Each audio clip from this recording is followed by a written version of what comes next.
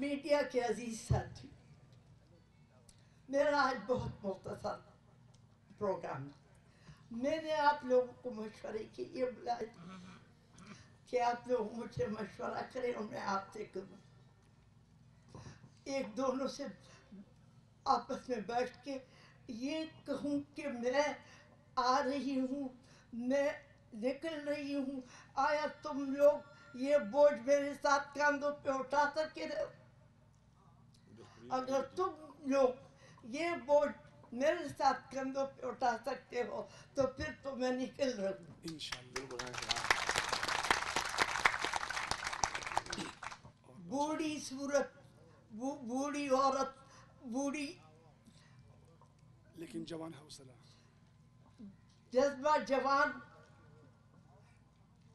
اگر ہمت ہے تو جو بھی جوان ہے وہ میرے ساتھ آ کے بیٹھ جائے اور وہ کہے کہ ہاں بیوی آپ جا سکتی ہے، ٹوٹے پھوٹے پاؤں کے ساتھ آپ جا سکتی ہیں، تو ہم بھی آپ کے ساتھ جا رہے ہیں۔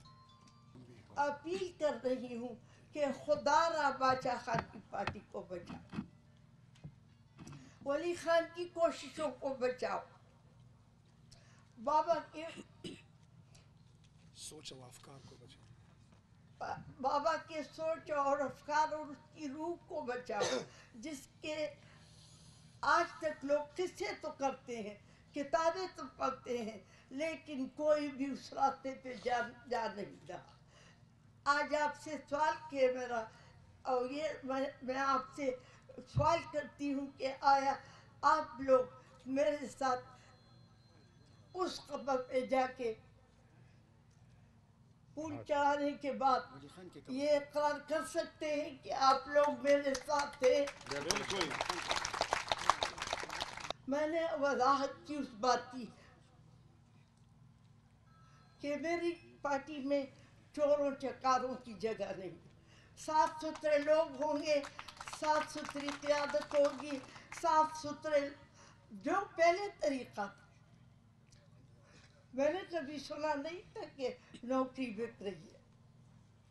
ہم تو اپنے زمانے میں ٹوکری میں ڈال کے اس کو ہلا کے کہتے تھے کہ نکالو ایک پرچی، جس کی نکلی اس کی نوکری۔ تو میرے عزیز ساتھیوں، میرے عزیز بچوں، آپ اپنے ساتھیوں کے ساتھ مشورہ کریں۔ آپ چھوٹے چھوٹے میٹنگ کریں، ہر شہر میں، ہر طبقے میں، ہر تحصیل میں، ہر یونین کونسل میں، اس میں ہر ایک یونین کونسل میں،